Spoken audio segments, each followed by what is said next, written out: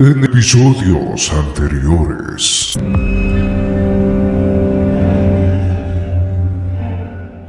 A melancolía é como a luz que penetra no cuarto dun moribundo. Bueno, que vos pareceu? A parte de un pouquiño largo. Se é así o trailer, que verá a película.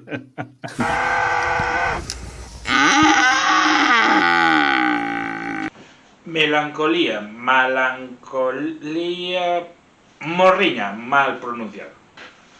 Outro día fun ver este filme aos Numas con debate posterior de Melania Cruz e Xulia Bonjo e non sei como non me prohibiron a entrada de por vida.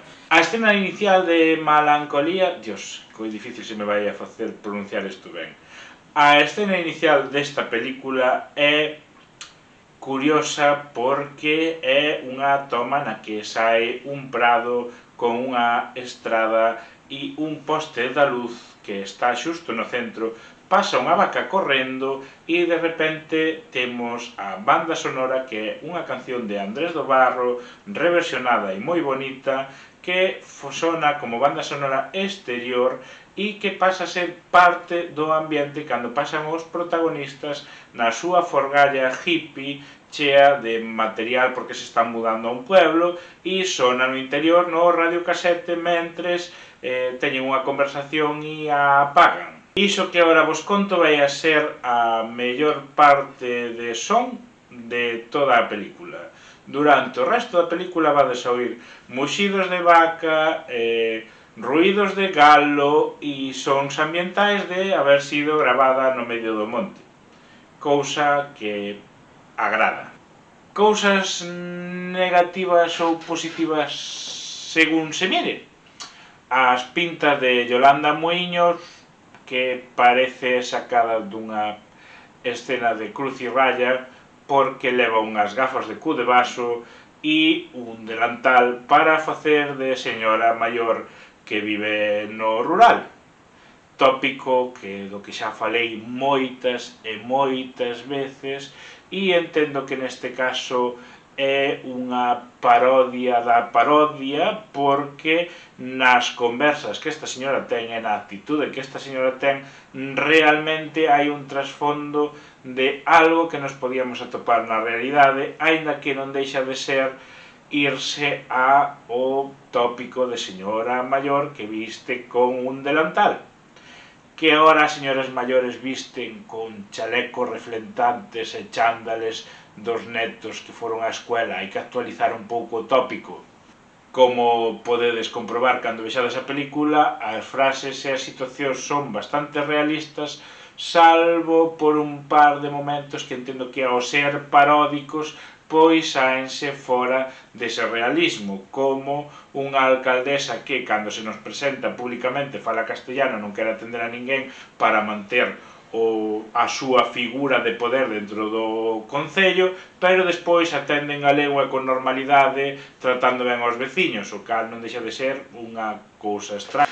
O ritmo da película é bastante confuso, abrindo temas que despois non son explorados en profundidade, como son as crises existenciais e relacionais dentro da parella protagonista, porque, segundo os actores que estaban presentes na presentación, Dios, que ben falo, Paco, segundo os actores que estaban presentes na presentación, isto tiña camiño de ser unha serie, pero ao final non. Entón, hai liñas argumentais que quedaron aí, en plan... aí queda.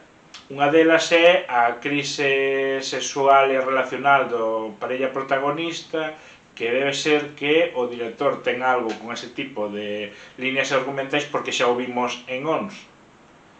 E, por sorte, non foi moi explorado porque é unha liña argumental aburrida, moi de película de tarde.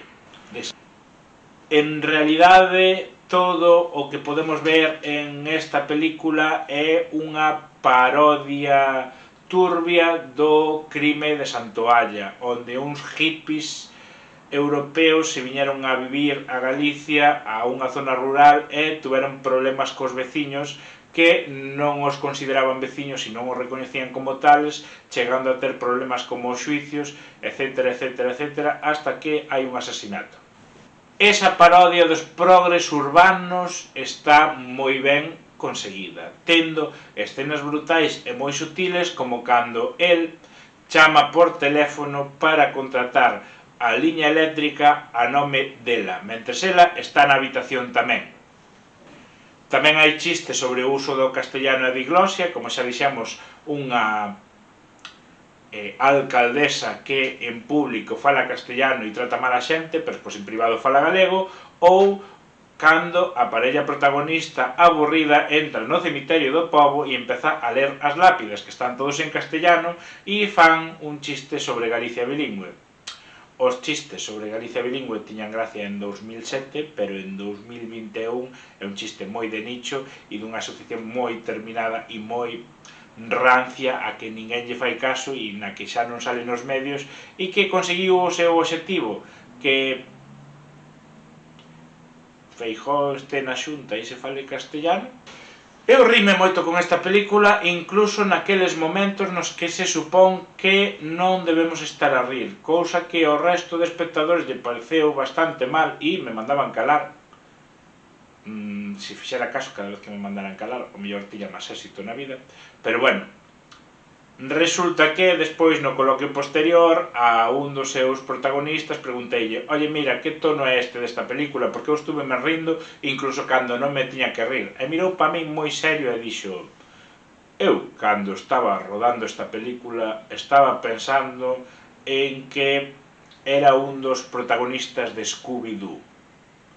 Entonces, sí, se me dixe eso, é unha comedia, entón podome rir incluso de escenas traumáticas. Hai que reconocerlle a Zarauza un produto moi ben elaborado e que é fácil de ver e divertido. E que eu iba con un medo brutal a que resultase outra película máis ambientada no mundo rural, feita por xente urbana, que non coñeza ese contexto e que o faga todo moi tópico. Resultou ser un pouco iso? Sí, pero ao final vai na visionado da persoa que o este vendo unha interpretación ou outra, que se viu nese proceso de diálogo posterior no que xente que estaba no público falou de: a min me recordou moito a cando vou á aldea e falo coas persoas maiores que hai na aldea. Revisémonos un pouco esos tópicos que vamos de esquerdas e despois denigramos o rural e as señoras maiores que viven no rural. Se o comparamos con ONS, temos unha película divertida onde os tempos están ben medidos, onde o espectador non se aburre e a que non lle sobra nada. En cambio, ONS é unha sesta moi larga. Quizáis teña un pouco da súa obra dos fenómenos ao mostrarnos un pouco de drama social sobre o despoboamento rural, o papel da saúde mental e... bueno, que miredes esta película, que non vos ides aburrir. Que xa moito dicir dunha película.